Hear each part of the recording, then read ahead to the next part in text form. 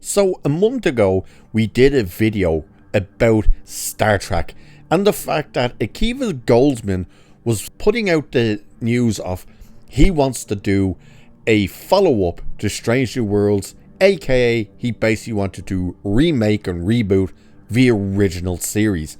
And of course, what did he come out and say back then? He said, well, we have the sets and we have the cast and we have plans and ideas and the future is bright.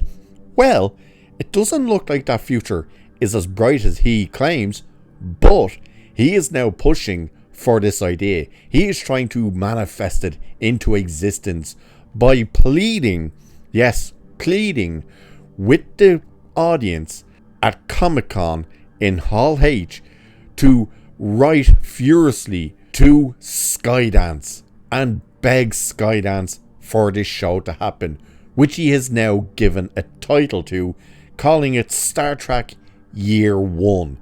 So all we can say to this is, go away, Akiva Goldsman, not a hope.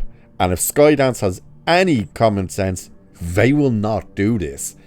In fact, if Skydance has any real hope to save this franchise and stuff, they need to actually follow through with what all the rumors are and cancel the contract with Alex Kurtzman and Secret Hideout. But let's have a look at this and see exactly how this went down in Hall H. So, in June, Paramount Plus renewed Star Trek Strange New Worlds for a 5th and final season. Since then, co-creator Akiva Goldsman and co-showrunner Henry Alonso Myers has indicated they are interested in doing a follow-up show that would serve as something of a prequel to the show's beloved original series. At San Diego Comic-Con, the executive producers revealed the name they have in mind and even looked to fans to help pitch the show to the new owners of Paramount. Akiva Goldsman started his tenure with Trek during the 2nd season of the much maligned Star Trek Discovery. As a supposed lifelong fan of Star Trek, he claims that he was excited to explore the era before the original series. Behind the scenes, he reportedly pushed the idea of launching a spin-off show about Captain Pike's Enterprise, which became Star Trek Strange New Worlds. On stage at San Diego Comic-Con this past weekend, Goldsman talked about his journey and where he wants to go next. Hopefully he goes home and stays there. But he said this: we started having this idea of those great lost years that exist in all of our headcanon and ancillary canon, but had never really gotten much of a chance to be on screen. So what we've tried to do is try to reach back to Pike's Enterprise and instill it in the kind of storytelling values we have today and bring us right up to Kirk's first day on the job. Right there, that already makes you go, he was an idiot to ever be chosen to be a part of this, but also slid in nicely into Alex Kurtzman's whole vision. Listen to that. They wanted to instill the values of today into Strange New Worlds to bring it right up to a show that takes place with the values of the 60s. Like, wrap your head around that. What a whiplash it is. And the values today just means DEI, woke crap. That's what that is. And that's exactly what we're getting. But he did continue saying, and that is our hope. And that is our plan. And we plan to get you there. And if you like us enough, you just write, dear Skydance and Paramount, we know you still have the sets. Don't you want to make Star Trek Year 1? So that's when he dropped the name. But you hear there, it's gone from him saying, we've got the sets, we got the cast and the costumes.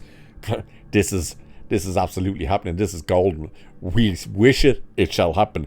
And now you see how he's changed it to not getting the fans to write to Skydance and Paramount and even have the fans say, hey, you got the sets, don't tear them down. Everything about that would indicate that Skydance is done, that they will tear down these sets.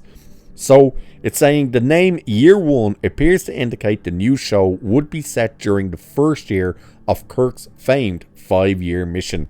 In his recent Trek movie interview, Goldsman also talked about how Strange New Worlds would wrap up with Kirk's first day in command of the USS Enterprise. And he pointed out that the first produced canonical episode of the original series, Where No Man Has Gone Before, was not Kirk's first mission, nor does it feel like Kirk's second mission. It's clear he sees plenty of room for more stories set on Kirk's Enterprise before TOS. But everything about that is just absolutely retarded and stupid. Especially seeing as Pike's mission was meant to end, or the whole story of Strange New Worlds was meant to be a 5-year mission. And that it was meant to lead right into the first mission of Kirk.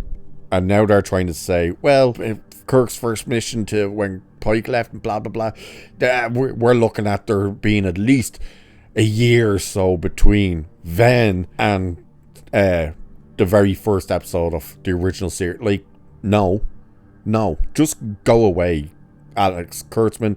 Go away, Akiva Goldman. Get the hell away from Star Trek. Get this thing away from these people. They truly need to do. The fact that we've already seen that one of the episodes for Season 4 Strange New World is going to have the cast as Muppets. Yeah, that we've already had a singing, dancing episode. That we've had zombies. That we're going to have a documentary episode. All of this stuff. Star Trek used to be an intelligent show. Used to be a thinking man show. It used to make you expand your mind and actually want to get into science and stuff. This shit does not do that at all. This is, what kind of crazy bonkers stuff are they going to do this week? It's a cartoon basically at this stage. And the fact that Akiva Goldsman wants to basically remake the original series, which we spoke about before. Hell no.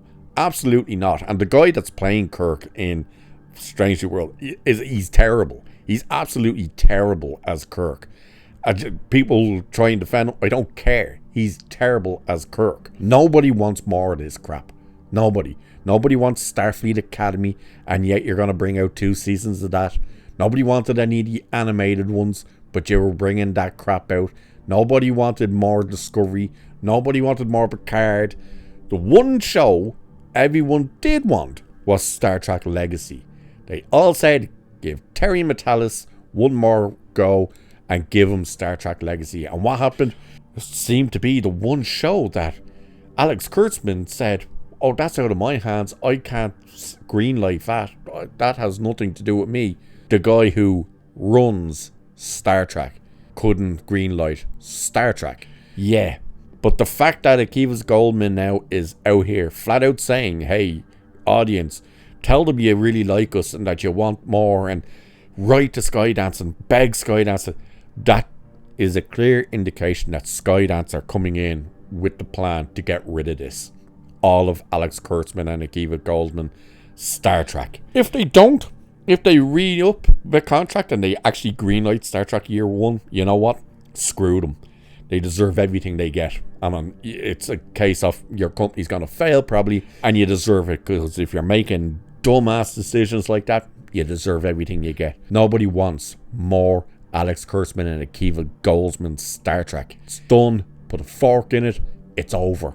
Let it die. And with that, I shall leave it there for this one. So like, share, subscribe, all that good stuff. Cheers, and I will catch you in the next one.